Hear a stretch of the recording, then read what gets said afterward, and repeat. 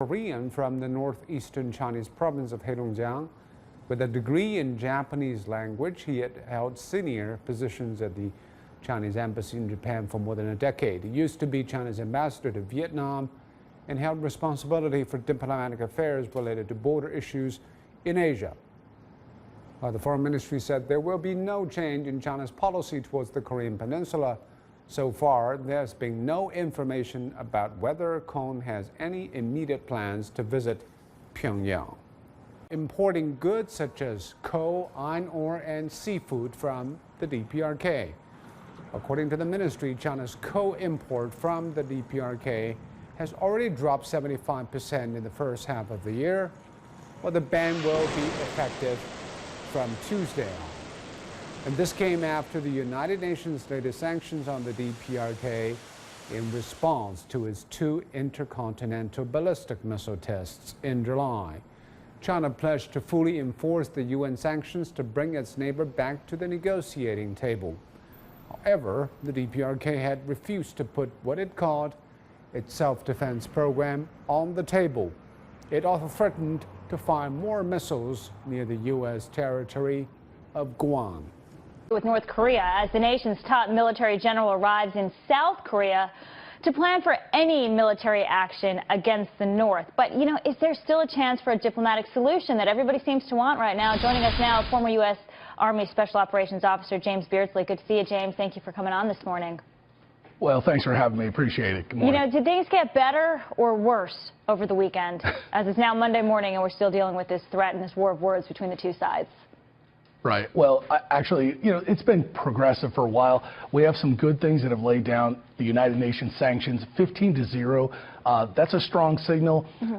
President Moon, of South Korea, when he was elected, prior to his election, he said they wanted to pull back on the missile THAAD defense system, but now they've kind of asked the president to go forward with that. In addition to that, the administration has gone forward with some very tough sanctions that deal specifically with the money laundering that's happening out of China, constricting some of the funds that are there that are providing the hard currency for Kim Jong-un to test his missile weapon system. So this is part of the two-track sort of solution. You've got to speak hard, you've got to have diplomacy, but you've got to have some clear military signals, and they're doing that. So this is an excellent opportunity to continue to press on that. And China supported those sanctions. That was seen as a political victory at the time. But there's an op-ed in the Wall Street Journal today by Secretary of State Rex Tillerson and Defense Secretary General Mattis saying that the pressure is on China to do more. What exactly can China do right now to pressure North Korea? Sure. China's got a lot of room here on this one. And so that's an appropriate message, again, from the Secretary of State. China owns a lot of the money, the hard currency, again, that is fueling Kim Jong-un's regime. Right now, they're making those missile tests, and everybody wants to know, well, how far have they developed? In order to know that they can actually land a missile on target in intercontinental ballistic range, they're going to have to test over and over again. That's a lot of money. So right now, China can close down their textiles industry. They do fake made in China labels, about $750 million a year in that. They also export labor, and China allows this to go on. They can close that down. That labor that's exported from North Korea, that's equivalent to sending hard money back, so we can put a clamp down on that. It's astounding to me how so fast North Korea was able to develop nuclear weapons. It kind of caught a lot of people by surprise. Who's helping them is the question. Well, Go ahead. Who's helping them? Number one, it's Russia and it's China, and this has been ongoing for a while. We've been at we did the six-party talks in 2005. They backed us away from the table by releasing funds from banks that were seized, or bank assets that were seized in 2005. So they've been progressively doing this. And Kim Jong-un's strategy is to get nuclear weapons so he can push the United States back and force us to come to the table and give up South Korea. Right now, what that means is the Chinese have kind of turned a blind eye towards this. President Donald J. Trump has been very loud and very clear about this. If you continue to move in this direction, then we're going to ratchet up sanctions. To get China on board on that last sanction package. Secretaries Rex Tillerson and James Mattis co-authoring a new opinion piece on the North Korean crisis. In it, the president's 2 national security advisors sending a strong message to China, while saying the U.S. will continue to work with allies to hold all nations accountable to their commitments to isolate North Korea.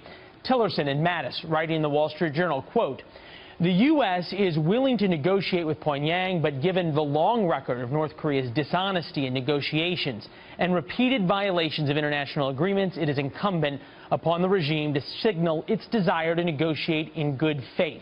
A sincere indication would be the immediate cessation of its provocative threats, nuclear tests, missile launches, and other weapons tests. Andrew Peek, former advisor to U.S. and NATO commanders in Afghanistan and a former U.S. Army intelligence officer. Andrew, care to give a statistical probability on the North Koreans granting the Secretary's wishes? Near zero. No, but in seriousness, this really isn't meant for the North Koreans. It's meant for the Chinese. It's a signal to the Chinese that we are not interested in regime change, but the president's very willing to take military action against North Korea's nuclear and missile program. Very willing, or will if it comes to an absolute necessity? I think they would prefer the Chinese believe that he is very willing. That's how deterrence works. The more willing you look like you are to use military force, the greater the likelihood actually that you don't have to, because the other side starts to tread a little carefully. On that note, take a listen to Mike Pompeo, CIA director, yesterday. Nothing imminent. You've seen what the Defense Department has said on our side. You've seen the reporting about what the North Koreans are doing and not doing. There's nothing imminent today. But make no mistake about it, the continuation, the increased chance that there'll be a nuclear missile in Denver is a very serious threat, and the administration is going to treat it as such. I don't know why they're always picking on Denver. It's a great city. But either way, is this a good cop, bad cop situation? Because it seems as though you're getting very different messages from the chairman of the Joint Chiefs who's in South Korea right now, from the two secretaries, from the CIA director. I don't think it's a good cop, bad cop situation. I think Dunford in China right now, or in Korea right now, is delivering exactly the same message that that Tillerson and Mattis are. That force is on the table, but we prefer the diplomatic solution. Everyone keeps talking about the diplomatic solution, and this came out just over the weekend. Iran authorizing $300 million for its ballistic missile program, perhaps, shall we say, following the North Koreans. The parliament there agreeing to another $60 million for their nuclear program. Allegedly, there was a deal to stop that. And all the while, the parliament in Iran chanting death to America as they authorized all this. I thought we had a deal with Iran, and now we're trying to make a deal with North Korea. Is it time for something other than deals?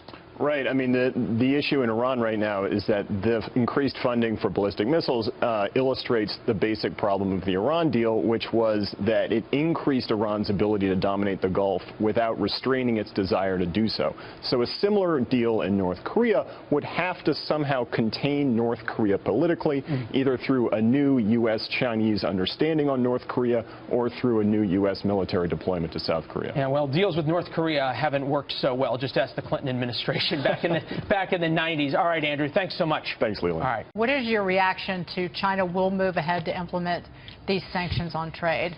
You chuckle. You know, I think we'd be surprised if they said, no, we're not going to implement them. But, you know, we've seen the 6 previous sets of sanctions. China initially says it's going to do so. And, in fact, it does so for a couple months. And then when the international community changes its attention, they then go back to busting the sanctions. And that's what they did with the 6th set. They announced on February 18th they weren't going to buy any more coal. Well, they bought coal in February after the announcement, April, May, June. And now they're buying North Korean coal through third countries. So, you know, we've got to take this with really a grain of salt. Well, and the UN sanctions did not crack down on the import of oil and refined petroleum products into North Korea from China. Is that one of the next steps, in addition to secondary sanctions on financial institutions in China and other companies doing business with North Korea and helping support the missile and nuclear program? Yes, you know, the U.S. wanted that import ban on oil. Nikki Haley pushed very hard for it. China pushed back, so it's not in Resolution 2371. That's really going to be a problem because China supplies more than 90% of North Korea's requirements for crude oil, much of it on concessionary terms. That keeps the regime going. China supplies probably 100% of North Korea's aviation fuel, which is going to be critical if there is indeed a conflict. So, you know, Beijing has been supporting North Korea through thick and thin, and it's not just normal conflict. commerce. It's also ballistic missile equipment, probably ballistic missile technology, semi-processed fissile material. And as you point out, they've been money laundering for the North Koreans with the biggest Chinese banks, and the United States doesn't do anything. You know, in that op-ed that you talked about. Let me read this before you jump ahead on me there, Gordon. Sorry, No, I'm just kidding. I want to get your reaction. So there's the Wall Street Journal editorial from Secretary of Defense James Mattis and Secretary of State Rex Tillerson. They write in part, North Korea now faces a choice: take a new path toward peace, prosperity, and international acceptance, or continue further down the dead alley of belligerence, poverty, and isolation. The U.S. will aspire and work for the former and will remain vigilant against the latter. This coming North Korea reportedly asked several of its ambassadors to return to the country for a meeting. Again, what the secretaries go into, they want denuclearization, no regime change, and they're willing to come back to the table with North Korea, that they're willing to talk to the country. And just your reaction, because your reaction in the break when you came out here was, well, something. Well, you know, what you read was, we've heard that so many times before from so many different administrations. That's not new. What I found really distressing about the op-ed was they talk about strategic accountability, and then they don't mention all of what China's been doing, grossly irresponsible conduct, which we just talked about before. And if you're going to solve this, you've got to change really our policies, because all our previous policies have failed over the course of decades. So we got to do something new, and there really was nothing new in this op-ed, which means that we're going to go through another period where we're going to talk about these things. We're not going to get anything done. That's really a tragedy for the American people. Do you think, though, that article or that op-ed is of symbolic importance? I mean, it does have content we've seen before. At the same time, don't we have to say that before we move anything else forward? I mean, we have to say that, but I think what we're really going to do if we're going to move the ball forward is we're going to show both Pyongyang and Beijing that this time we're serious. We're going to go beyond words. What we need to show them is that we're not afraid of the Chinese anymore. We're certainly going to be robust in our responses. We haven't done that yet. Now, this administration is new, and so it's obviously trying to build the foundation for going forward, and I think it very well can do it. But nonetheless, we've got to see it. Gordon, Henry Kissinger on Saturday had an op-ed in the Wall Street Journal where he suggested that a joint campaign between the U.S. and China of coordinated actions and statements would reflect North Korea's isolation to the rulers in Pyongyang. And thus, when they realize their isolation, they would then give up their nuclear program. Do you think that's realistic? Well, I don't think so. And the reason is that China has weaponized North Korea with, for instance, as we talked about, ballistic missile technology. So what we really need to do is impose costs on China so that it has no choice but to work with us on North Korea. So what we need to do is say to the Chinese, look, you can support North Korea, you can do business with the United States, but you can't do both. If we do something like that, then what Henry Kissinger talks about is realistic. But the problem with that op-ed is he doesn't say how is he going to get China to help us. And that's really the fault of there. But are we looking at a trade war, though? Because as we all know, trade wars often lead to real wars. Well, we've been in a trade war for decades. The Chinese have been waging it. We have pretended it doesn't exist. You know, for instance, today President Trump is going to investigate the need for an investigation on Chinese intellectual property. Anytime you say you're putting together a panel or we're going to do an investigation, it means that nothing will ever come of it. And we know that China, over the course of decades, but especially under Chinese ruler Xi Jinping, has become increasingly predatory, taking U.S. intellectual properties in new ways. So, for instance, all these new cybersecurity laws are intended to force companies to share their technology, in addition to all the other tactics they've been using before. We do not need another investigation, and we certainly don't need an investigation to see if we need an investigation, which is what President Trump is going to do today. Isn't something we're overlooking here is actually the ramifications for South Korea? I mean, one of the problems we have is that Seoul is so close to North Korea, and I don't think if North Korea is going to do something, they're actually going to do it not to Guam, they're going to do it to South Korea, right? And I think the markets were reacting because South Korea is so important and pivotal in the global supply chain and logistics, especially for electronics, that, you know, a lot of processing would be thrown out of the system. Yeah, I mean, and certainly that is the inhibition for U.S. using force, is because what the North Koreans can do to South Korea. You know, what we have seen, and especially this whole issue of China's intention with regard to North Korea, is that, you know, they're not concerned about North Korean missile launches. They say they are, but what they really show their anger is South Korea trying to defend itself by employing the Terminal High Altitude Area Defense System, which is American built. And you know, the THAAD system. And that really is an indication of Beijing's intentions. So we really need to move the Chinese, and it's not just for our benefit, but as you point out, South Korea, because South Korea is, what, 9th or 11th biggest economy in the world? Yeah, 11th, we often forget that. Do you feel like we're playing chess, they're playing chess, and we're playing checkers? We're not even playing anything. I mean, this is, I don't want to get worked up, because I already am, but the point is, we have not used the elements of American power to protect the American people. And this has been over the course of decades. Republicans and Democrats, liberals and conservatives. Historians are going to look back on this period and say, why didn't American leaders protect the American people when they had the means to do so? And it's not